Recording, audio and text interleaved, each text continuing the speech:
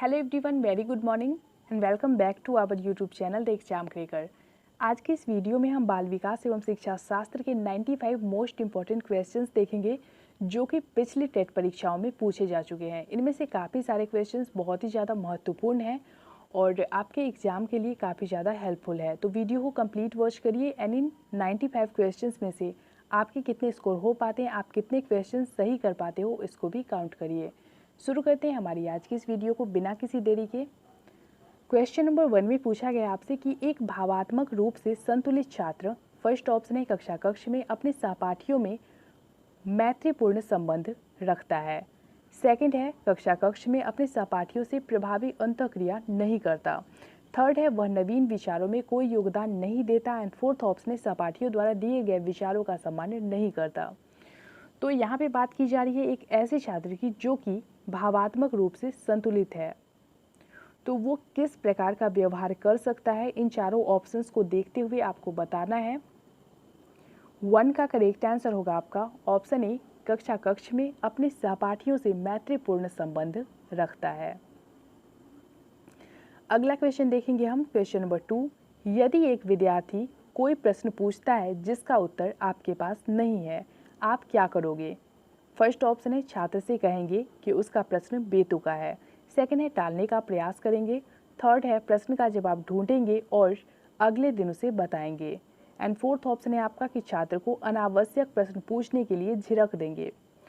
तो यदि कोई स्टूडेंट आपसे कोई ऐसा क्वेश्चन करता है जिसका जवाब आपको उस वक्त पता नहीं है, तो ऐसे सिचुएशन में जो आपको उचित लगेगा, जो आप करोगे, इन चारों ऑप्शंस को देखते हुए आपको बताना है वो क्या करोगे। 2 का करेक्ट आंसर होगा आपका ऑप्शन 3, प्रश्न का जवाब ढूंढेंगे और अगले दिन उसे बताएंगे। अगला क्वेश्चन है आपका क्वेश्चन नंबर 3। एक बालक के व्यक्तित्व के मापन की सर्वाधिक वस्तुनिष्ठ विधि है। फर्स्ट ऑप्शन है प्रक्षेपी विधि, सेकंड साक्षात्कार विधि, थर्ड प्रश्नावली विधि एंड फोर्थ ऑप्शन है समाजमिति विधि। तो व्यक्तित्व मापन के लिए जो सर्वाधिक वस्तुनिष्ठ विधि है वो है आपका ऑप्शन डी, यानी कि समाजमिति विधि। क्वेश्चन नंबर 4 है आपका, विद्यार्थियों को दिए जाने वाले परामर्श की सर्वाधिक उपयोगिता यह है कि फर्स्ट ऑप्शन है इससे ज्ञान बढ़ता है, सेकंड उनका कौशल बढ़ता है, थर्ड है उनमें आत्मविश्वास की अभिवृद्धि होती है एंड फोर्थ ऑप्शन है वे दुनियादारी में सफल बन जाते हैं। तो विद्यार्थियों को जो परामर्श दिए जाते हैं उसका क्या योगदान होता है उनकी ज़िंदगी में। 4 का करेक्ट आंसर होगा आपका ऑप्शन सी, उनमें आत्मविश्वास का विकास होता है, आत्मविश्वास की अभिवृद्धि होती है। अगला क्वेश्चन देखेंगे, क्वेश्चन नंबर 5। निम्नलिखित में से शिक्षा मनोविज्ञान की प्रकृति है। तो शिक्षा मनोविज्ञान का नेचर किस टाइप का है? फर्स्ट है कला, सेकंड विज्ञान, थर्ड विद्यात्मक विज्ञान एंड फोर्थ ऑप्शन है उपर्युक्त में से कोई नहीं। 5 का करेक्ट आंसर होगा आपका ऑप्शन सी, विद्यात्मक विज्ञान। क्वेश्चन नंबर 6 है आपका, शिक्षक की भूमिका है। फर्स्ट ऑप्शन है ज्ञान का स्थानांतरण करना, सेकंड ज्ञान देना, थर्ड कौशल अर्जित करने में प्रशिक्षित करना एंड फोर्थ ऑप्शन है ज्ञान निर्माण का सरलीकरण करना। तो बच्चों के पढ़ाई में टीचर की जो भूमिका होनी चाहिए, उनका जो योगदान होना चाहिए वो क्या होना चाहिए? 6 का करेक्ट आंसर होगा हमारा ऑप्शन डी, ज्ञान निर्माण का सरलीकरण करना। क्वेश्चन नंबर 7 है आपका, शिक्षा का उद्देश्य होना चाहिए। फर्स्ट ऑप्शन है विद्यार्थियों में व्यावसायिक कौशल का विकास करना, सेकंड है विद्यार्थियों में सामाजिक चेतना का विकास करना, थर्ड है विद्यार्थियों को व्यवहारिक जीवन जीने के लिए तैयार करना एंड फोर्थ ऑप्शन है विद्यार्थियों को परीक्षा के लिए तैयार करना। तो शिक्षा का उद्देश्य क्या होना चाहिए? 7 का करेक्ट आंसर होगा आपका ऑप्शन सी, विद्यार्थियों को व्यवहारिक जीवन के लिए तैयार करना। क्वेश्चन नंबर 8 है आपका, एक उत्तम कक्षा शिक्षक, फर्स्ट ऑप्शन है छात्रों की प्रकृति जिज्ञासा का पोषण करता है, सेकंड है छात्रों को पारस्परिक संवाद के लिए प्रोत्साहित करता है, थर्ड है छात्रों को वास्तविक वैश्विक परिस्थितियों में सम्मिलित करता है एंड फोर्थ ऑप्शन है उपर्युक्त सभी। 8 का करेक्ट आंसर हो जाएगा आपका ऑप्शन बी, छात्रों को पारस्परिक संवाद के लिए प्रोत्साहित करता है। आगे देखेंगे हम क्वेश्चन नंबर 9। शिक्षा प्रभावी हो जाती है यदि फर्स्ट ऑप्शन है कक्षा कक्ष में प्रत्यक्ष अनुदेशन को प्रयोग में लाया जाए, सेकेंड है कक्षा कक्ष में शिक्षक निर्देशित विधियों का प्रयोग किया जाए, थर्ड है दोनों शिक्षक निर्देशित विधियां एवं प्रत्यक्ष अनुदेशन काम में लिए जाए। एंड फोर्थ ऑप्शन है छात्र केंद्रित अनुदेशन और अंतःक्रियात्मक विधियों का प्रयोग किया जाए। तो इन चारों ऑप्शंस में से हम किसका यूज करेंगे शिक्षा को प्रभावी बनाने के लिए? 9 का करेक्ट आंसर होगा आपका ऑप्शन डी, छात्र केंद्रित अनुदेशन और अंतःक्रियात्मक विधियों का उपयोग किया जाए। क्वेश्चन नंबर 10 है आपका, सामान्यतः छात्रों में पठन पाठन के लिए निम्न विशिष्टताएं होती है। फर्स्ट ऑप्शन है अधिगम में क्रियाशीलता, सेकंड छात्रों में सीखने की योग्यता, थर्ड स्वयं क्रिया करके नवीन अनुभवों द्वारा ज्ञान निर्माण करना, एंड फोर्थ ऑप्शन है उपर्युक्त सभी। तो छात्रों में पठन पाठन के लिए जो विशिष्टताएं होती है वो क्या है? 10 का करेक्ट आंसर होगा हमारा ऑप्शन डी, यानी कि ऑप्शन ए, बी एंड सी तीनों। अगला क्वेश्चन है हमारा क्वेश्चन नंबर 11, एक छात्र को मार्गदर्शन के लिए एक अध्यापक को जानना आवश्यक है। फर्स्ट ऑप्शन है अधिगम की कठिनाई को, सेकंड उसके व्यक्तित्व को, थर्ड उसके घर के वातावरण को, एंड फोर्थ ऑप्शन है उपर्युक्त सभी को। तो स्टूडेंट को मार्गदर्शन देने के लिए अध्यापक को किस बात की जानकारी होनी चाहिए, उनको किन बातों को जानना आवश्यक है? करेक्ट आंसर होगा 11 का आपका ऑप्शन 4। टीचर को ये भी पता होना चाहिए कि उस बच्चे को, उस स्टूडेंट को अधिगम में क्या प्रॉब्लम्स आ रही हैं और उसकी पर्सनालिटी कैसी है और इसके साथ ही उसके घर का माहौल कैसा है, इस बात की जानकारी उन्हें होनी चाहिए। ऑप्शन डी हमारा सही होगा। क्वेश्चन नंबर 12 है आपका, एक छात्र को मार्गदर्शन देने के लिए एक अध्यापक को जानना आवश्यक है। तो यहाँ पे क्वेश्चन नंबर 11 एंड 12 दोनों ही सेम है, तो इसको स्किप करेंगे हम। आगे देखेंगे क्वेश्चन नंबर 13, शिक्षकों को निम्नलिखित शिक्षण विधियों को अभ्यास में लाना चाहिए। फर्स्ट ऑप्शन है भाषण विधि, सेकंड अंतःक्रियात्मक विधियां, थर्ड वर्णनात्मक, एंड फोर्थ ऑप्शन है आपका उपर्युक्त में से कोई नहीं। तो इन चारों विधियों में से किस विधि को अभ्यास में लाना चाहिए एक टीचर को? करेक्ट होगा 13 का आपका ऑप्शन बी, अंतःक्रियात्मक विधि को। आगे हम देखेंगे क्वेश्चन नंबर 14, आपके द्वारा पूछे गए प्रश्न का विद्यार्थी गलत उत्तर देता है तो आप क्या करोगे? फर्स्ट ऑप्शन है दूसरा प्रश्न पूछेंगे जिससे विद्यार्थी स्वयं महसूस करे कि उत्तर गलत था, सेकंड है उसे बताएंगे कि उसका उत्तर गलत था, थर्ड है किसी दूसरे विद्यार्थी को उत्तर देने के लिए कहेंगे, एंड फोर्थ ऑप्शन है सही उत्तर बताएंगे। तो यदि आप किसी बच्चे से क्वेश्चन करते हो तो वो आपके क्वेश्चन का सही जवाब नहीं दे पाता है, तो उस समय इन चारों ऑप्शंस में से आपको बेटर क्या लगता है उसे चूज करिए।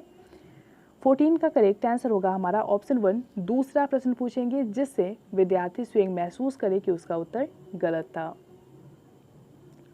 क्वेश्चन नंबर 15 है आपका, कक्षा का एक शरारती बालक अन्य छात्रों को परेशान करता है। एक अध्यापक को उसकी समस्या का कारण जानने हेतु किस विधि का प्रयोग करना चाहिए? फर्स्ट ऑप्शन है सर्वेक्षण विधि, सेकंड व्यक्तिगत अध्ययन विधि, थर्ड प्रायोगिक विधि, एंड फोर्थ ऑप्शन है पर्यवेक्षण विधि। तो उसकी समस्याओं के कारण को जानने के लिए टीचर को जिस विधि का यूज करना चाहिए वो है आपका ऑप्शन बी, व्यक्तिगत अध्ययन विधि। आगे देखेंगे हम क्वेश्चन नंबर 16, पठन पाठन में शिक्षकों को करना चाहिए। फर्स्ट ऑप्शन है ज्ञान का मौखिक स्थानांतरण, सेकंड जिज्ञासु प्रवृत्ति को प्रोत्साहन, थर्ड कक्षा कक्ष में पाठ्य पुस्तक द्वारा शिक्षण, एंड फोर्थ ऑप्शन है उपर्युक्त में से कोई नहीं। तो पठन पाठन के दौरान शिक्षकों को क्या करना चाहिए? 16 का करेक्ट आंसर होगा आपका ऑप्शन बी, वैसे विद्यार्थी जो प्रश्न पूछते हैं, जो किसी भी बात को जानने के लिए इच्छुक रहते हैं, जिनके मन में कई तरह के विचार आते हैं जिसको वो टीचर के साथ शेयर करते हैं, वैसे विद्यार्थियों को, वैसे स्टूडेंट्स को उन्हें प्रोत्साहित करना चाहिए।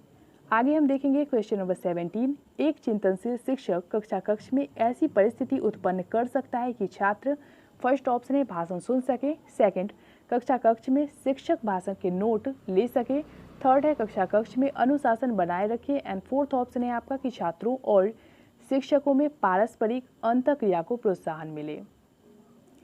17 का करेक्ट आंसर होगा हमारा ऑप्शन डी, छात्रों और शिक्षकों में पारस्परिक अंतःक्रिया को प्रोत्साहन मिले।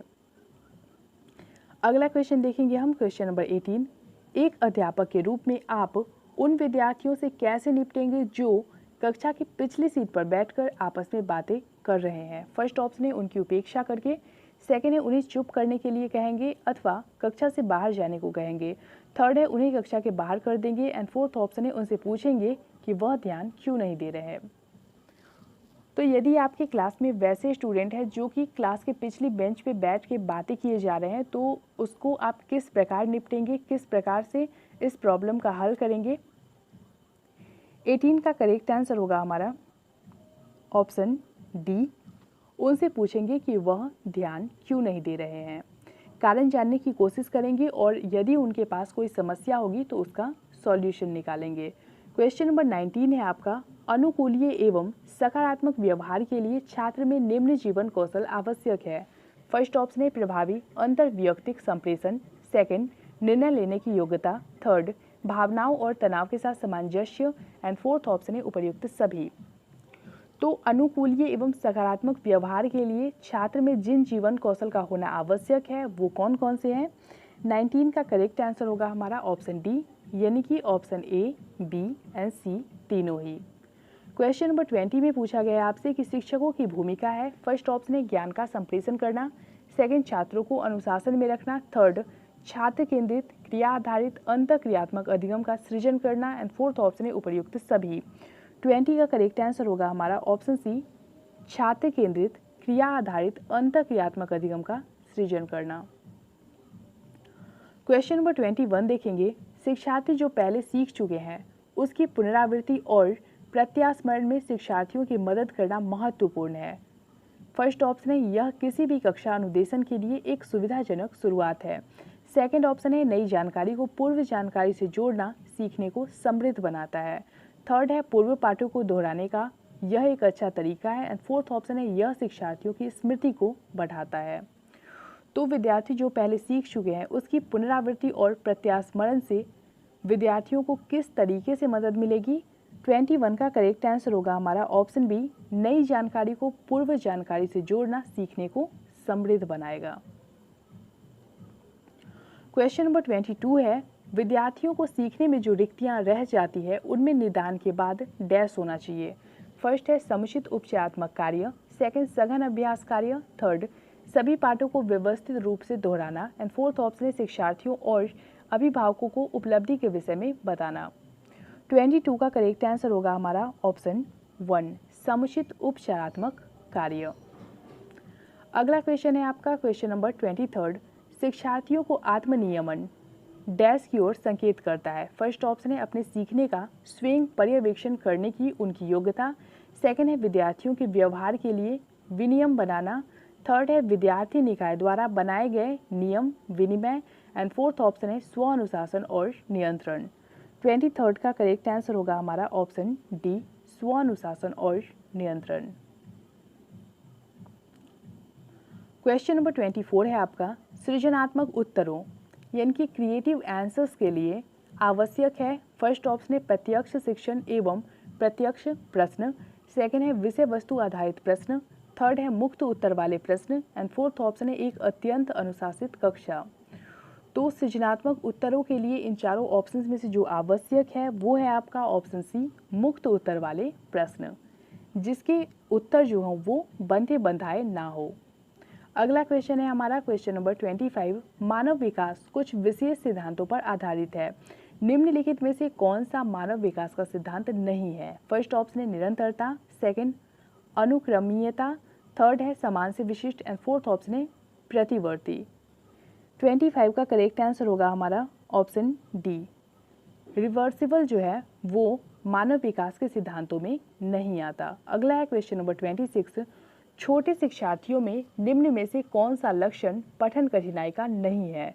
फर्स्ट ऑप्शन है वर्ण एवं शब्द पहचान में कठिनाई, सेकंड है पठन गति एवं प्रवाह में कठिनाई, थर्ड है शब्दों और विचारों को समझने में कठिनाई एंड फोर्थ ऑप्शन है सुसंगत वर्तनी में कठिनाई। तो यहाँ पे बात की जा रही है छोटे शिक्षार्थियों की।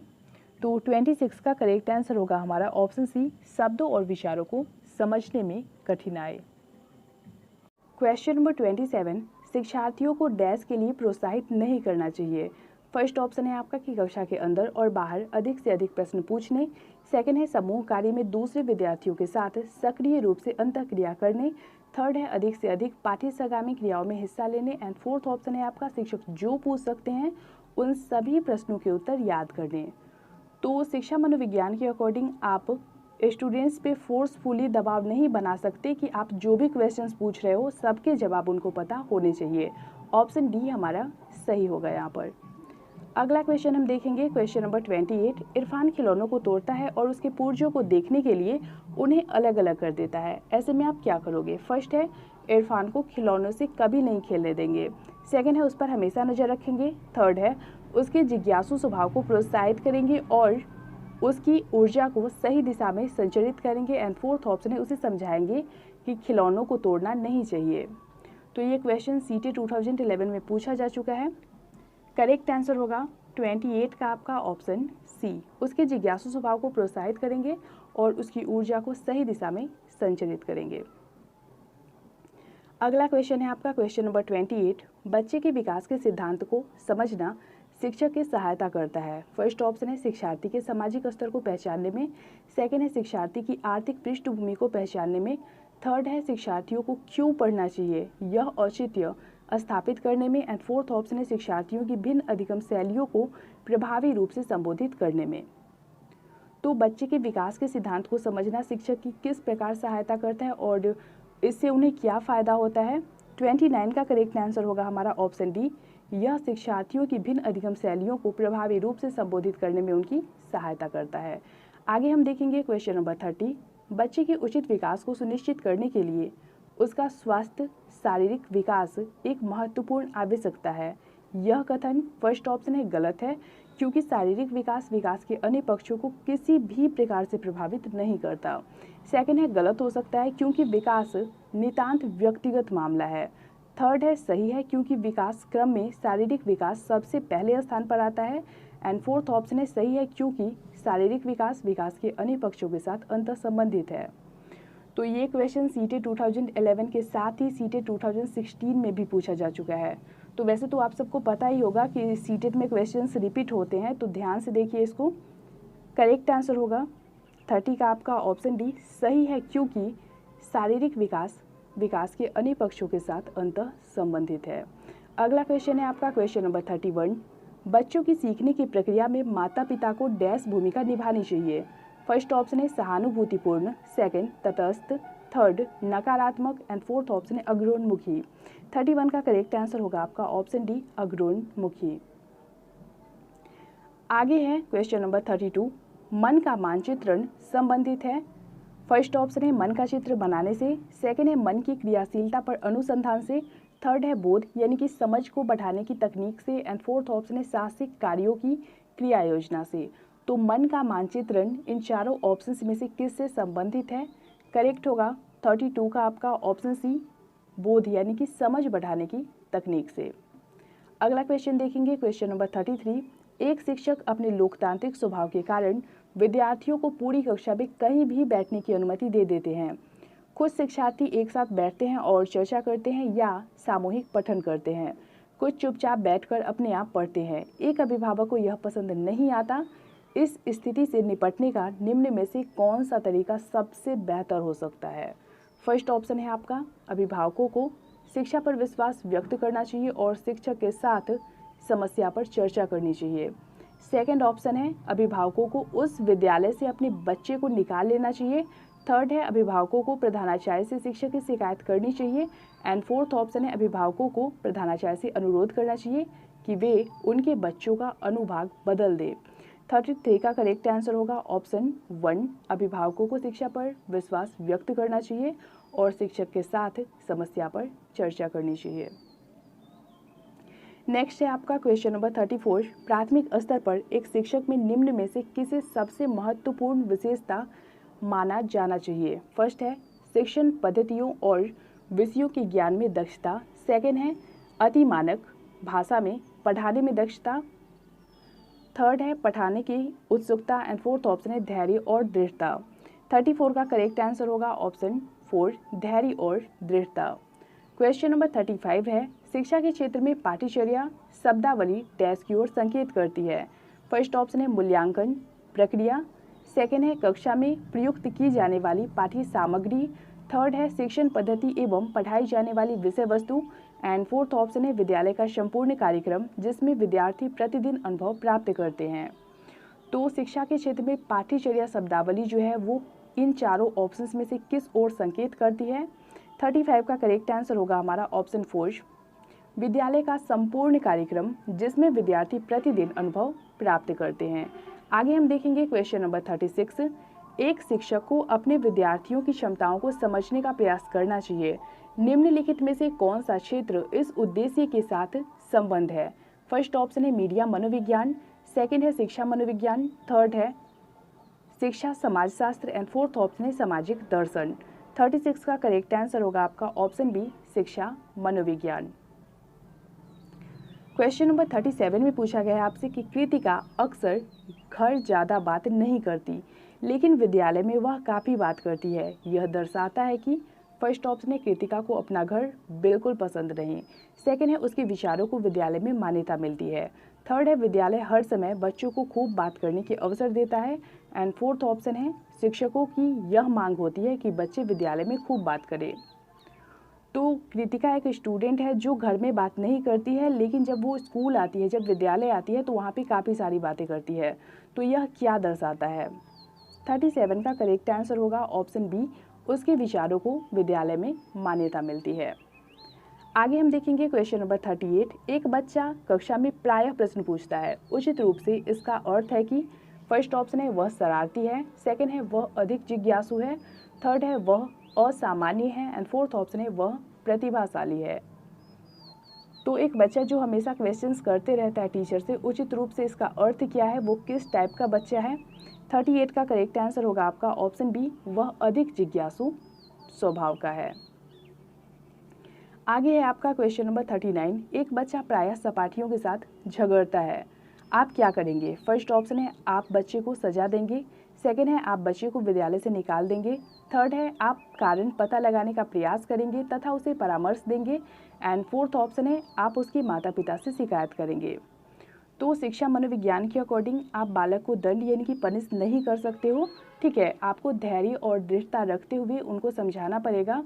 तो इन बातों को ध्यान में रखते हुए आपको आंसर चूज करने हैं। 39 का करेक्ट आंसर होगा आपका ऑप्शन सी, एक बच्चा जो प्रायः सहपाठियों के साथ झगड़ता रहता है, तो ऐसे में आपका कर्तव्य बनता है कि उसका रीजन क्या है, वो क्यों झगड़ा करता है, उसकी समस्या का आप पता लगाओगे और फिर उसका सॉल्यूशन निकालोगे। आगे हम देखेंगे क्वेश्चन नंबर 40, शिक्षक को ज्ञान होना चाहिए। फर्स्ट ऑप्शन है अध्यापन विषय का, सेकंड बाल मनोविज्ञान का, थर्ड शिक्षा संहिता का, एंड फोर्थ ऑप्शन है अध्यापन विषय एवं बाल मनोविज्ञान का। तो शिक्षक को किस चीज़ का ज्ञान होना चाहिए? 40 का करेक्ट आंसर होगा हमारा ऑप्शन डी, अध्यापन विषय एवं बाल मनोविज्ञान का। क्वेश्चन नंबर 41 में पूछा गया आपसे कि शिक्षा मनोविज्ञान की दृष्टि से निम्नलिखित में से कौन सा कथन सत्य है? फर्स्ट है बच्चे अपने ज्ञान का स्वयं सृजन करते हैं, सेकंड है विद्यालय आने से पहले बच्चों का कोई पूर्व ज्ञान नहीं होता है, थर्ड है अधिगम प्रक्रिया में बच्चों को कष्ट होता है, एंड फोर्थ ऑप्शन है बच्चे यथावत नहीं सीखते जो उन्हें पढ़ाया जाता है। तो शिक्षा मनोविज्ञान के अकॉर्डिंग आपको बताना है कि इन चारों ऑप्शंस में से कौन से सत्य हैं, कौन सा ट्रू है। 41 का करेक्ट आंसर होगा आपका ऑप्शन 1, बच्चे अपने ज्ञान का स्वयं सृजन करते हैं। क्वेश्चन नंबर 42, परामर्श का उद्देश्य है। फर्स्ट ऑप्शन है बच्चे को समझना, सेकंड है बच्चे की कमियों का कारण पता करना, थर्ड है बच्चे को समायोजन में सहायता प्रदान करना, एंड फोर्थ ऑप्शन है उपर्युक्त सभी। तो परामर्श का जो उद्देश्य होता है वो होता है बच्चे को समझना भी, बच्चे की कमियों के कारण का पता करना भी, और इसके साथ ही बच्चे को समायोजन में सहायता प्रदान करना भी। ऑप्शन डी हमारा सही होगा। अगला क्वेश्चन देखेंगे हम, क्वेश्चन नंबर 43, शिवानी द्वारा पूछे गए एक प्रश्न का उत्तर शिक्षक तत्काल नहीं दे सकते हैं, शिक्षक की प्रतिक्रिया क्या होनी चाहिए? फर्स्ट ऑप्शन है शिक्षक द्वारा शिवानी को चुप करा देना चाहिए, सेकंड है शिक्षक द्वारा शिवानी का ध्यान बटा देना चाहिए, थर्ड है शिक्षक को कहना चाहिए कि मैं नहीं जानता हूँ, एंड फोर्थ ऑप्शन है शिक्षक द्वारा इस प्रश्न का सही उत्तर बाद में समझकर देना चाहिए। तो ऑब्वियसली ऑप्शन डी हमारा सही हो जाएगा। आगे हम देखेंगे क्वेश्चन नंबर 44, बच्चे की जिज्ञासा शांत करनी चाहिए। फर्स्ट ऑप्शन है जब शिक्षक फुर्सत में हो, सेकंड है जब विद्यार्थी फुर्सत में हो, थर्ड है कुछ समय के पश्चात, एंड फोर्थ ऑप्शन है तत्काल जब विद्यार्थी द्वारा जिज्ञासा की गई है। तो बच्चे की जिज्ञासा उसी वक्त शांत कर देनी चाहिए जिस टाइम उसने जिज्ञासा करी है। ऑप्शन डी हमारा राइट होगा। अगला क्वेश्चन है आपका क्वेश्चन नंबर 45। बाल मनोविज्ञान के आधार पर कौन सा कथन सर्वोत्तम है? फर्स्ट ऑप्शन है सारे बच्चे एक जैसे होते हैं, सेकंड है प्रत्येक बच्चा विशिष्ट होता है, थर्ड है कुछ बच्चे विशिष्ट होते हैं एंड फोर्थ ऑप्शन है कुछ बच्चे एक जैसे होते हैं। तो बाल मनोविज्ञान के अकॉर्डिंग प्रत्येक बच्चा विशिष्ट होता है, ऑप्शन बी हमारा सही होगा। अगला क्वेश्चन पूछा गया है आपसे, आप अनपढ़ माता पिता के बच्चे को अंग्रेजी सिखाना चाहते हैं। फर्स्ट ऑप्शन है आप बच्चे से अंग्रेजी में बात करेंगे, सेकंड है आप बच्चे को अंग्रेजी में बोलने के लिए बाध्य करेंगे, थर्ड है आप बच्चे को मातृभाषा में बोलने से रोकेंगे एंड फोर्थ ऑप्शन है आप उसे मातृभाषा की सहायता से अंग्रेजी सिखाने का प्रयास करेंगे। 46 का करेक्ट आंसर होगा आपका ऑप्शन 4, आप उसे मातृभाषा की सहायता से अंग्रेजी सिखाने का प्रयास करेंगे। अगला क्वेश्चन है आपका क्वेश्चन नंबर 47। एक अच्छा अध्यापक विद्यार्थियों के मध्य बढ़ावा देता है। फर्स्ट ऑप्शन है प्रतियोगिता की भावना को, सेकंड सहयोग की भावना को, थर्ड प्रतिद्वंदिता की भावना को एंड फोर्थ ऑप्शन है तटस्थता की भावना को। तो एक अच्छा अध्यापक जो होता है वो विद्यार्थियों के मध्य किस चीज़ को बढ़ावा देता है? 47 का करेक्ट आंसर होगा हमारा ऑप्शन बी, सहयोग की भावना को। अगला क्वेश्चन है आपका क्वेश्चन नंबर 48। शिक्षक एवं विद्यार्थी के मध्य संबंध होना चाहिए। फर्स्ट ऑप्शन है स्नेह का, सेकंड विश्वास का, थर्ड सम्मान का एंड फोर्थ ऑप्शन है उपर्युक्त सभी का। तो एक टीचर और स्टूडेंट के बीच जो संबंध होना चाहिए, जो रिलेशन होना चाहिए, वो किस टाइप का होना चाहिए? 48 का करेक्ट आंसर होगा आपका ऑप्शन डी। उनके संबंध में स्नेह भी होना चाहिए, विश्वास भी होना चाहिए और सम्मान भी होना चाहिए। क्वेश्चन नंबर 49 है आपका, बच्चों में नैतिकता की स्थापना के लिए सर्वोत्तम मार्ग है। फर्स्ट ऑप्शन है उन्हें धार्मिक पुस्तकें पढ़ाना, सेकंड है शिक्षक का आदर्श रूप में व्यवहार करना, थर्ड है उनका मूल्य शिक्षा पर मूल्यांकन करना एंड फोर्थ ऑप्शन है उन्हें प्रातःकालीन सभा में उपदेश देना। तो बच्चे में नैतिकता की स्थापना के लिए जो सर्वोत्तम मार्ग है वो है ऑप्शन बी, शिक्षक का आदर्श रूप में व्यवहार करना। क्योंकि बच्चे जो होते हैं वो अपने टीचर को अपना आदर्श मानते हैं, अपना आइडल मानते हैं, तो जब टीचर स्वयं आदर्श रूप में व्यवहार करेंगे तो बच्चे उनसे सीखेंगे, जिससे उनमें नैतिकता का गुण विकसित होगा। अगला क्वेश्चन है आपका क्वेश्चन नंबर 50। मधु गणित में कमजोर है। एक अच्छे अध्यापक की दृष्टि में उसके गणित में कमजोर होने का क्या कारण हो सकता है? फर्स्ट ऑप्शन है प्रायः लड़कियां गणित में कमजोर होती है, सेकंड है उसके माता पिता अनपढ़ हैं, थर्ड है उसे अध्ययन में रुचि नहीं है एंड फोर्थ ऑप्शन है गणित शिक्षण विधि त्रुटिपूर्ण है। तो मधु गणित में क्यों कमजोर है? अध्यापक की दृष्टि से उसके गणित में कमजोर होने का रीजन क्या हो सकता है वो बताइए। 50 का करेक्ट आंसर होगा आपका ऑप्शन डी, गणित शिक्षण विधि त्रुटिपूर्ण है। अगला है क्वेश्चन नंबर 51। एक अध्यापक की दृष्टि से कौन सा कथन सर्वोत्तम है? फर्स्ट ऑप्शन है प्रत्येक बच्चा सीख सकता है, सेकंड है कुछ बच्चे सीख सकते हैं, थर्ड है अधिकतर बच्चे सीख सकते हैं एंड फोर्थ ऑप्शन है आपका कि बहुत कम बच्चे सीख सकते हैं। तो एक अध्यापक की दृष्टि से जो सर्वोत्तम कथन है वो है ऑप्शन ए, प्रत्येक बच्चा सीख सकता है। अगला है क्वेश्चन नंबर 52। उत्तर बाल्यावस्था में बालक भौतिक वस्तुओं को किस आवश्यक तत्व में परिवर्तन समझने लगते हैं? फर्स्ट ऑप्शन है द्रव्यमान, सेकंड द्रव्यमान और संख्या, थर्ड संख्या एंड फोर्थ ऑप्शन है द्रव्यमान संख्या और क्षेत्र। 52 का करेक्ट आंसर होगा आपका ऑप्शन डी, द्रव्यमान संख्या और क्षेत्र।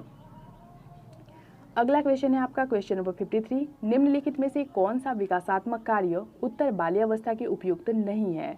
फर्स्ट है सामान्य खेलों के लिए आवश्यक शारीरिक कुशलताएं सीखना, सेकंड है पुरुषोचित या स्त्रियोचित सामाजिक भूमिकाओं को प्राप्त करना, थर्ड है व्यक्तिगत आत्मनिर्भरता प्राप्त करना एंड फोर्थ ऑप्शन है अपने हमउम्र बालकों के साथ रहना सीखना। तो इन चारों ऑप्शंस में से कौन सा विकासात्मक कार्य उत्तर बाल्यावस्था के उपयुक्त नहीं है वो बताइए। 53 का करेक्ट आंसर होगा आपका ऑप्शन बी, पुरुषोचित या स्त्रियोचित सामाजिक भूमिकाओं को प्राप्त करना। अगला क्वेश्चन देखेंगे हम क्वेश्चन नंबर 54। सामान्य परिपक्वन से पहले प्रशिक्षित करना प्रायः फर्स्ट ऑप्शन है सामान्य कौशलों का निष्पादन के संदर्भ में बहुत लाभकारी होता है, सेकंड है कुल मिलाकर हानिकारक होता है, थर्ड है दीर्घकालिक दृष्टि से लाभकारी होता है एंड फोर्थ ऑप्शन है लाभकारी हो या हानिकारक। यह इस बात पर निर्भर करता है कि प्रशिक्षण में किस प्रकार की विधि का प्रयोग किया गया है। 54 का करेक्ट आंसर होगा हमारा ऑप्शन डी।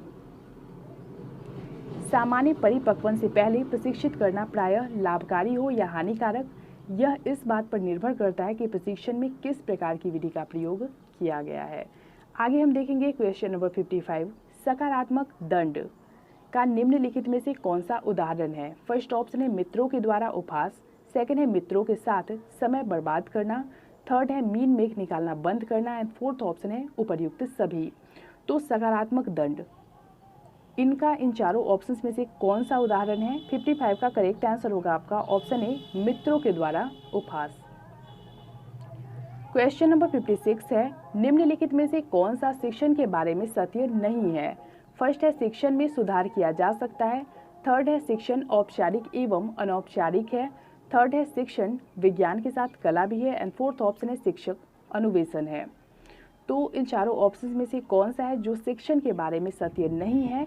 56 का करेक्ट आंसर होगा आपका ऑप्शन बी, शिक्षण औपचारिक एवं अनौपचारिक दोनों है। नेक्स्ट है क्वेश्चन नंबर 57, प्राथमिक विद्यालयों में बालकों के लिए निम्नलिखित में से किसे बेहतर मानते हैं। फर्स्ट ऑप्शन है वीडियो अनुरूपण, सेकंड है प्रदर्शन, थर्ड है स्वयं के द्वारा किया गया अनुभव एंड फोर्थ ऑप्शन है उपर्युक्त सभी।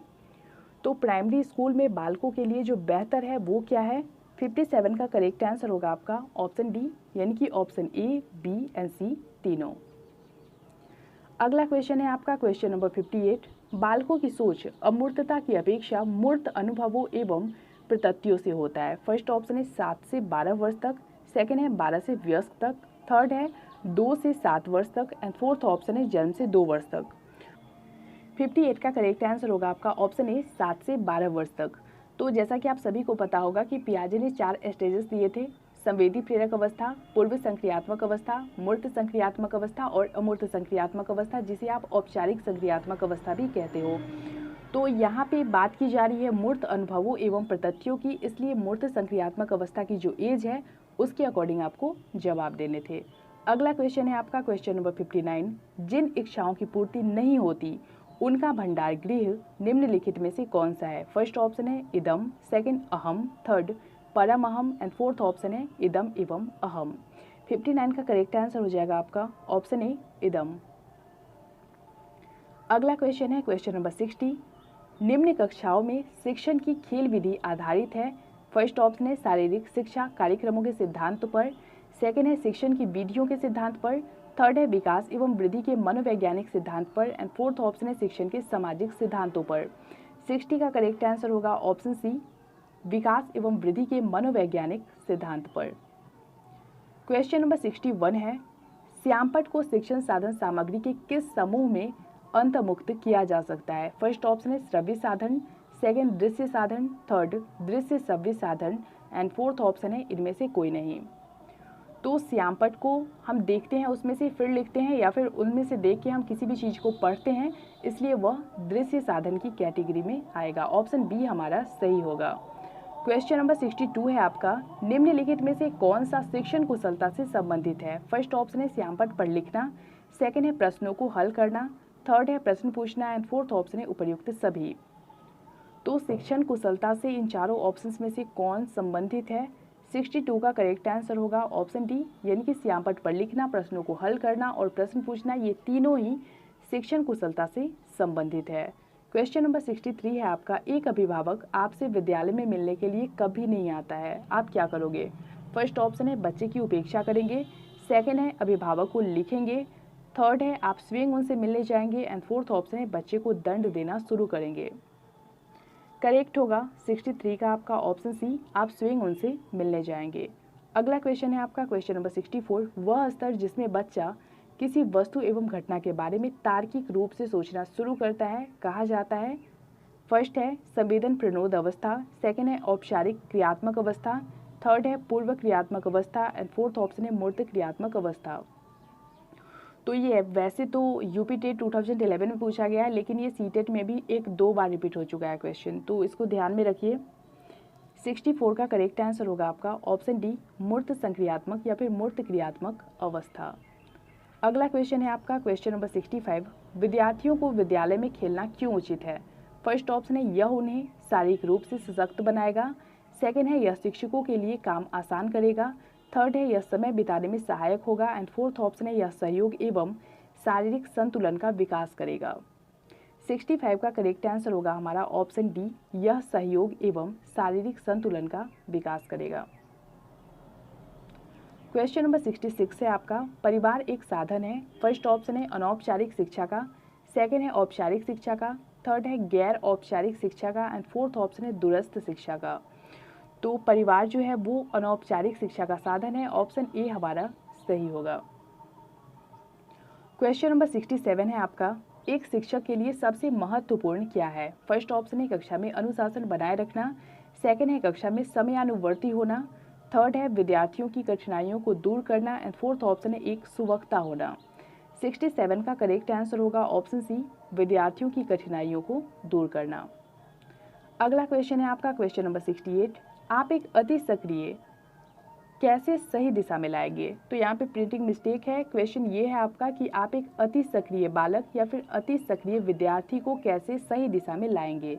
फर्स्ट है पहली पंक्ति में बैठाएंगे तथा उस पर कड़ी नज़र रखेंगे, सेकंड है उसे कक्षा के कोने में बैठाने की जगह निर्धारित करेंगे, थर्ड है उसे श्यामपट्ट आदि साफ करने का काम देंगे एंड फोर्थ ऑप्शन है इनमें से कोई नहीं। तो 68 का जो करेक्ट आंसर होगा आपका वो हो जाएगा ऑप्शन सी, उसे श्यामपट्ट आदि साफ करने का काम देंगे। अगला क्वेश्चन है आपका क्वेश्चन नंबर 69, एक शिक्षक को साधन संपन्न होना चाहिए। इसका अर्थ है फर्स्ट ऑप्शन है उसके पास पर्याप्त धन संपदा होनी चाहिए ताकि उसे शिक्षण देने की जरूरत ना पड़े, सेकंड है उनका अधिकारियों के उच्च स्तर में संपर्क होना चाहिए, थर्ड है उनको अपने विद्यार्थियों की समस्याओं को हल करने का पर्याप्त ज्ञान होना चाहिए एंड फोर्थ ऑप्शन है विद्यार्थियों के बीच उनकी प्रसिद्धि होनी चाहिए। तो एक शिक्षक को साधन संपन्न होना चाहिए, इसका जो अर्थ है, इसका जो पर्याय है वो ये है कि उनको अपने विद्यार्थियों की समस्याओं को हल करने का पर्याप्त ज्ञान होना चाहिए, ऑप्शन सी आपका सही होगा। अगला क्वेश्चन है आपका क्वेश्चन नंबर 70, यदि एक विद्यार्थी कक्षा में भाग लेने से संकोच करता रहेगा तो आप फर्स्ट ऑप्शन है उससे प्रश्न नहीं पूछेंगे, सेकंड है जिन प्रश्नों के उत्तर वह दे सकता है केवल उन्हीं प्रश्नों को पूछेंगे, थर्ड है उन प्रश्नों को नहीं पूछेंगे जिनके उत्तर उसकी सामर्थ्य से बाहर है जिसके कारण वह कक्षा में उपहास का कारण बन सकता है एंड फोर्थ ऑप्शन है उससे केवल तब प्रश्न पूछेंगे जब वह उनके उत्तर देने के लिए उत्साहित हो। 70 का करेक्ट आंसर होगा आपका ऑप्शन डी। अगला क्वेश्चन है आपका क्वेश्चन नंबर 71, अपने विद्यार्थियों को समझने के लिए एक शिक्षक को अच्छा जानकार होना चाहिए। फर्स्ट है बाल मनोविज्ञान का, सेकंड है बच्चों को समझने की प्रवृत्ति का, थर्ड है विषय वस्तु के प्रति विद्यार्थियों के मत का एंड फोर्थ ऑप्शन है उपर्युक्त सभी का। 71 का करेक्ट आंसर होगा हमारा ऑप्शन डी। अपने विद्यार्थियों को अच्छे तरीके से समझने के लिए शिक्षक को बाल मनोविज्ञान की भी जानकारी होनी चाहिए, बच्चे को समझने की प्रवृत्ति भी उनमें होनी चाहिए और इसके साथ ही विषय वस्तु के प्रति विद्यार्थियों का मत कैसा है इसके बारे में भी उन्हें जानकारी होनी चाहिए। अगला क्वेश्चन देखेंगे हम क्वेश्चन नंबर 72, बाल विकास की परिभाषा का अध्ययन क्षेत्र है जो फर्स्ट ऑप्शन है मानवीय सामर्थ्यों में परिवर्तन का परीक्षण करता है, सेकंड है जीवन अवधि के दौरान व्यवहार की व्याख्या ढूंढेगा, थर्ड है बच्चों की वयस्क तथा वरिष्ठ नागरिकों के साथ तुलना करेगा एंड फोर्थ ऑप्शन है आपका किसी बच्चे का संज्ञानात्मक सामाजिक तथा दूसरे सामर्थ्यों का क्रमिक विकास के लिए उत्तरदायी होना। 72 का करेक्ट आंसर होगा ऑप्शन डी। क्वेश्चन नंबर 73 है आपका, मनोविज्ञान शिक्षा का आधारभूत विज्ञान है, यह किसने कहा है। फर्स्ट ऑप्शन है BN Jha, second Skinner, third Davis and fourth option है वुडवर्थ। 73 का करेक्ट आंसर होगा आपका ऑप्शन बी, यानी कि स्किनर ने कहा है कि मनोविज्ञान शिक्षा का आधारभूत विज्ञान है। क्वेश्चन नंबर 74 है आपका, शिक्षा मनोविज्ञान की उत्पत्ति का वर्ष कौन सा माना जाता है। फर्स्ट ऑप्शन है 1947, सेकंड है 1920, थर्ड 1940 एंड फोर्थ ऑप्शन है 1900। 74 का करेक्ट आंसर होगा ऑप्शन बी 1920। अगला क्वेश्चन है आपका क्वेश्चन नंबर 75, शिक्षा मनोविज्ञान का संबंध किससे नहीं है। फर्स्ट ऑप्शन है मानव व्यवहार का अध्ययन, सेकंड है मानसिक प्रक्रियाओं का अध्ययन, थर्ड है सीखने के तरीकों का अध्ययन एंड फोर्थ ऑप्शन है संचार माध्यमों का अध्ययन। 75 का करेक्ट आंसर होगा ऑप्शन डी, संचार माध्यमों का अध्ययन शिक्षा मनोविज्ञान से संबंधित नहीं है। अगला क्वेश्चन है आपका क्वेश्चन नंबर 76, एक बच्चे की वृद्धि और विकास की सर्वाधिक अच्छी विधि कौन सी है। फर्स्ट ऑप्शन है मनोविश्लेषण विधि, सेकंड है तुलनात्मक विधि, थर्ड है विकासीय विधि एंड फोर्थ ऑप्शन है सांख्यिकीय विधि। तो एक बच्चे की वृद्धि और विकास की सर्वाधिक अच्छी विधि जो है वो है आपका ऑप्शन सी, विकासीय विधि। क्वेश्चन नंबर 77, विकास शुरू होता है। फर्स्ट ऑप्शन है उत्तर बाल्यावस्था से, सेकंड प्रसव पूर्व अवस्था से, थर्ड है शैशवावस्था से एंड फोर्थ ऑप्शन है पूर्व बाल्यावस्था से। तो जब शिशु गर्भ में होता है उसी वक्त उसमें विकास की प्रक्रिया शुरू हो जाती है। ऑप्शन बी हमारा सही होगा, प्रसव पूर्व अवस्था से। अगला क्वेश्चन है आपका क्वेश्चन नंबर 78, किशोर डैश का अनुभव कर सकते हैं। फर्स्ट ऑप्शन है बचपन में किए गए अपराधों के प्रति डर के भाव, सेकंड है आत्मसिद्धि के भाव, थर्ड है जीवन के बारे में परितृप्ति एंड फोर्थ ऑप्शन है दुश्चिंता और स्वयं से सरोकार। 78 का करेक्ट आंसर होगा ऑप्शन डी, दुश्चिंता और स्वयं से सरोकार। अगला क्वेश्चन है आपका क्वेश्चन नंबर 79, निम्नलिखित में से कौन सी पूर्व बाल्यावस्था की विशेषता नहीं है। फर्स्ट ऑप्शन है दल यानी कि समूह में रहने की अवस्था, सेकंड है अनुकरण करने की अवस्था, थर्ड है प्रश्न करने की अवस्था एंड फोर्थ ऑप्शन है खेलने की अवस्था। 79 का करेक्ट आंसर होगा ऑप्शन 1, दल यानी कि समूह में रहने की अवस्था पूर्व बाल्यावस्था की विशेषता नहीं है। अगला क्वेश्चन है आपका क्वेश्चन नंबर 80, नवजात शिशु का भार होता है। फर्स्ट ऑप्शन है 6 pound, second 7 pound, third 8 pound and fourth option है 9 पाउंड। करेक्ट होगा 80 का आपका ऑप्शन बी, 7 पाउंड। अगला क्वेश्चन है आपका क्वेश्चन नंबर 81, संकल्पनाओं की व्यवस्थित प्रस्तुति विकास के निम्नलिखित किन सिद्धांतों के साथ संबंधित हो सकती है। फर्स्ट ऑप्शन है विद्यार्थी भिन्न दरों पर विकसित होते हैं, सेकंड है विकास सापेक्ष रूप से क्रमिक होता है, थर्ड है विकास के परिणाम स्वरूप वृद्धि होती है एंड फोर्थ ऑप्शन है विकास विषम जातीयता से स्वायत्तता की ओर अग्रसर होता है। 81 का करेक्ट आंसर होगा ऑप्शन डी। क्वेश्चन नंबर 82 है, निम्नलिखित में से कौन सा कथन बच्चे के विकास में परिवेश की भूमिका का समर्थन करता है। फर्स्ट ऑप्शन है एक समान जुड़वा बच्चे जिनका लालन पालन भिन्न घरों में हुआ है उनकी बुद्धि लब्धि 0.75 के समान उच्च है, सेकंड है शारीरिक रूप से स्वस्थ बच्चे अक्सर नैतिक रूप से अच्छे पाए जाते हैं, थर्ड ऑप्शन है कुछ शिक्षार्थी सूचनाओं का जल्दी प्रगमन करते हैं जबकि उसी कक्षा के अन्य विद्यार्थी ऐसा नहीं कर पाते एंड फोर्थ ऑप्शन है पिछली कुछ दशाब्दियों में बुद्धि लब्धांक परीक्षा में शिक्षार्थियों के औसत प्रदर्शन में लगातार वृद्धि हुई है। 82 का करेक्ट आंसर होगा आपका ऑप्शन डी, पिछली कुछ दशाब्दियों में बुद्धि लब्धांक परीक्षा में शिक्षार्थियों के औसत प्रदर्शन में लगातार वृद्धि हुई है। अगला क्वेश्चन है आपका क्वेश्चन नंबर 83, अच्छी स्मृति की विशेषताएं हैं। फर्स्ट ऑप्शन है शीघ्र पुनः स्मरण, सेकंड शीघ्र पहचानना, थर्ड अच्छी धारणा एंड फोर्थ ऑप्शन है ये सभी। तो अच्छी स्मृति में ऑप्शन ए, बी एंड सी तीनों ही विशेषताएं होनी चाहिए, ऑप्शन डी हमारा सही होगा। अगला क्वेश्चन है आपका क्वेश्चन नंबर 84, शैशवावस्था के लिए उत्तम शिक्षण विधि है। फर्स्ट ऑप्शन है मॉन्टेसरी विधि, सेकंड खेल विधि, थर्ड किंडरगार्टन विधि एंड फोर्थ ऑप्शन है ये सभी। 84 का करेक्ट आंसर होगा ऑप्शन डी, यानी कि शैशवावस्था के लिए उत्तम शिक्षण विधि में मॉन्टेसरी विधि भी आती है, खेल विधि भी आती है और किंडरगार्टन विधि भी आती है। अगला क्वेश्चन है क्वेश्चन नंबर 85, बाल विकास में फर्स्ट ऑप्शन है प्रक्रिया पर बल है, सेकंड है वातावरण और अनुभव की भूमिका पर बल है, थर्ड है गर्भावस्था से किशोरावस्था तक का अध्ययन होता है एंड फोर्थ ऑप्शन है उपर्युक्त सभी पर बल दिया गया है। 85 का करेक्ट आंसर होगा आपका ऑप्शन डी, उपर्युक्त सभी पर बल दिया गया है। अगला क्वेश्चन है आपका क्वेश्चन नंबर 86, बाल विकास का अध्ययन क्षेत्र है। फर्स्ट ऑप्शन है बाल विकास की विभिन्न अवस्थाओं का अध्ययन, सेकंड है वातावरण का बाल विकास पर पड़ने वाले प्रभावों का अध्ययन, थर्ड है व्यक्तिगत विभिन्नताओं का अध्ययन एंड फोर्थ ऑप्शन है उपर्युक्त सभी। 86 का करेक्ट आंसर होगा हमारा ऑप्शन डी, उपर्युक्त सभी। क्वेश्चन नंबर 87 है, प्राथमिक स्तर पर मूल्यों की शिक्षा देने की सर्वोत्तम विधि है। फर्स्ट ऑप्शन है मूल्यों के महत्व को बताना, सेकंड है मूल्यों के पालन न करने पर दंडित करना, थर्ड है अध्यापक के व्यवहार में मूल्य स्थापन एंड फोर्थ ऑप्शन है उपर्युक्त सभी। 87 का करेक्ट आंसर होगा ऑप्शन सी, अध्यापक के व्यवहार में मूल्य स्थापन। नेक्स्ट है क्वेश्चन नंबर 88, मूल्यों के वर्गीकरण में सम्मिलित नहीं है। फर्स्ट ऑप्शन है आध्यात्मिक मूल्य, सेकंड येन केन प्रकारेण धनार्जन का मूल्य, थर्ड नैतिक मूल्य एंड फोर्थ ऑप्शन है सांस्कृतिक मूल्य।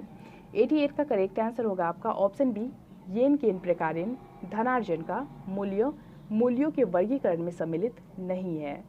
अगला क्वेश्चन है आपका क्वेश्चन नंबर 89, कल्पना के विकास के लिए फर्स्ट ऑप्शन है ज्ञानेंद्रियों को प्रशिक्षित करना चाहिए, सेकंड है कहानी सुननी चाहिए, थर्ड है रचनात्मक प्रवृत्ति के विकास पर ध्यान देना चाहिए। एंड फोर्थ ऑप्शन है उपर्युक्त सभी क्रियाएं करनी चाहिए। तो कल्पना शक्ति के विकास के लिए ऑप्शन ए, बी एंड सी तीनों ही करनी चाहिए। डी हमारा सही होगा। अगला क्वेश्चन है आपका क्वेश्चन नंबर 90। समान आयु के बच्चों में भी आकृति, योग्यता, स्वभाव, रुचि, प्रवृत्ति और अन्य बातों में बहुत अंतर होता है। इस संदर्भ में विद्यालय की क्या भूमिका है? फर्स्ट ऑप्शन है सुनिश्चित करना कि सभी बच्चों का विकास एक ही प्रकार से हो। सेकेंड है सुनिश्चित करना कि प्रत्येक बच्चे की अपनी क्षमताओं के अनुसार विकास के अवसर मिले। थर्ड है बच्चों के आकलन के लिए नियामक मानक स्थापित करना। एंड फोर्थ ऑप्शन है सुनिश्चित करना कि शिक्षक मानवीकृत निर्देश और पाठ्य पुस्तकों का उपयोग करें। 90 का करेक्ट आंसर होगा आपका ऑप्शन बी, सुनिश्चित करना कि प्रत्येक बच्चे को अपनी क्षमताओं के अनुसार विकास के अवसर मिले। अगला क्वेश्चन है आपका क्वेश्चन नंबर 91। विकास के लिए निम्नलिखित में से कौन सा एक उचित है? फर्स्ट ऑप्शन है विकास जन्म के साथ प्रारंभ होता है और समाप्त होता है। थर्ड है सामाजिक सांस्कृतिक संदर्भ विकास में एक महत्वपूर्ण भूमिका का निर्वाह करता है। थर्ड है विकास एकल आयामी है। एंड फोर्थ ऑप्शन है विकास पृथक होता है। 91 का करेक्ट आंसर होगा आपका ऑप्शन बी, विकास जन्म के साथ प्रारंभ होता है और समाप्त होता है। अगला क्वेश्चन है आपका क्वेश्चन नंबर 92। मनोलैंगिक विकास में सुप्तावस्था का वर्ष अंतराल संबंधित है। फर्स्ट ऑप्शन है 2 से 5 वर्षों तक। सेकेंड है 6 से यौवन तक। थर्ड है 18 से 20 वर्षों तक। एंड फोर्थ ऑप्शन है 20 से 22 वर्षों तक। 92 का करेक्ट आंसर होगा आपका ऑप्शन बी, 6 से यौवन तक। अगला है क्वेश्चन नंबर 93। बच्चे के विकास सिद्धांतों को समझना शिक्षक की सहायता करता है। फर्स्ट ऑप्शन है शिक्षार्थी की आर्थिक पृष्ठभूमि को पहचानने में। सेकेंड है शिक्षार्थियों को क्या पढ़ाना चाहिए, यह औचित्य स्थापित करने में। थर्ड है शिक्षार्थियों की भिन्न अधिगम शैलियों को प्रभावी रूप से संबोधित करने में। एंड फोर्थ ऑप्शन है आपका कि शिक्षार्थियों के सामाजिक स्तर को पहचानने में। 93 का करेक्ट आंसर होगा ऑप्शन सी, शिक्षार्थियों की भिन्न अधिगम शैलियों को प्रभावी रूप से संबोधित करने में। क्वेश्चन नंबर 94 में पूछा गया आपसे कि प्राथमिक शिक्षक के लिए बाल मनोविज्ञान का ज्ञान आवश्यक है क्योंकि फर्स्ट ऑप्शन है यह बच्चों को अनुशासित बनाने में सहायता करता है। सेकेंड है परीक्षा परिणाम में उन्नति होती है। थर्ड है यह बच्चों को अभिप्रेरित करने के लिए सुविधाजनक तरीका बन जाता है। एंड फोर्थ ऑप्शन है आपका कि वह बच्चों के व्यवहार को समझने में शिक्षक की सहायता करता है। 94 का करेक्ट आंसर होगा ऑप्शन डी, वह बच्चों के व्यवहार को समझने में शिक्षक की सहायता करता है।